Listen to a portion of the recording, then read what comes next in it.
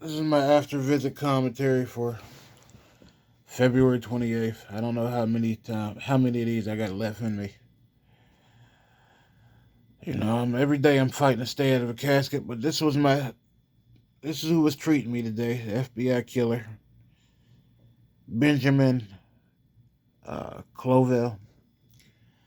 Now I was forced to go to Mercy Hospital. I'm never treated well there. Most of the time I'm thrown out of there.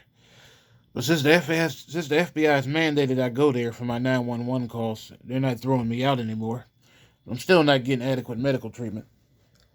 After I told FBI killer Benjamin Covell that since Tuesday night, I went from urinating 1.5 to 2 gallons of pee every day. Now I'm lucky if I fill up a half a cup of pee. Today, the FBI gave me 2 liters of lactated ringers, and I had no choice but to take them because, I have diabetic ketoacidosis. And one of the treatments for diabetic ketoacidosis is lactated ringers and insulin. Now, the FBI won't give me insulin. Now, I've been a diabetic since November. I mean, I've been a vegetarian since November. And I eat very little sugar, starch.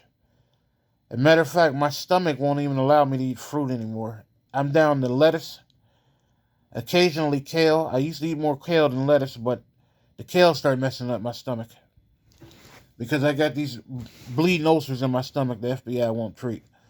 So I mainly eat lettuce and shirataki noodles without citric acid in them. And even though I keep telling the FBI I can't pee, they gave me 2 liters of IV fluid today. And they're not gonna. Then of course they didn't sit there and make sure that I was gonna pee them out. They gave me because the FBI says my potassium was low, and I think my potassium was low, but has been low for a long time. They gave me it's here, potassium chloride. Now they didn't give me the pill; they gave me the drink. So I don't know how much potassium I got. They just put 2 packets in there. They tried to give me ginger ale.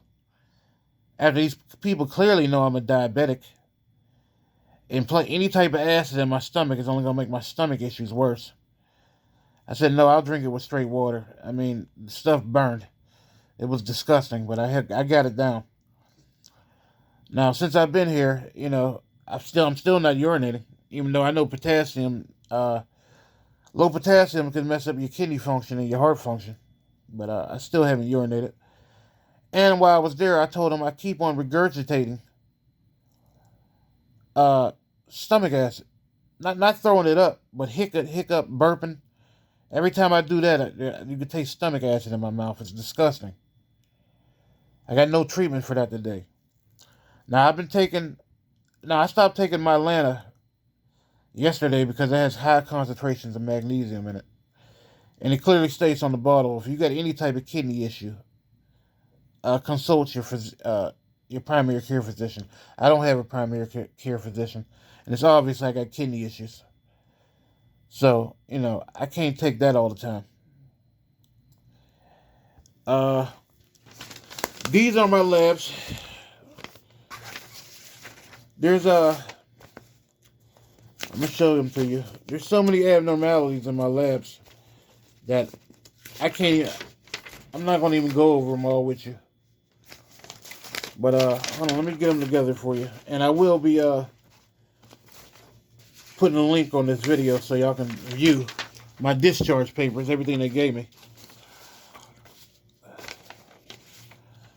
Uh, as you can see, I still got a bunch of ketones in my urine. My mouth is still bone dry.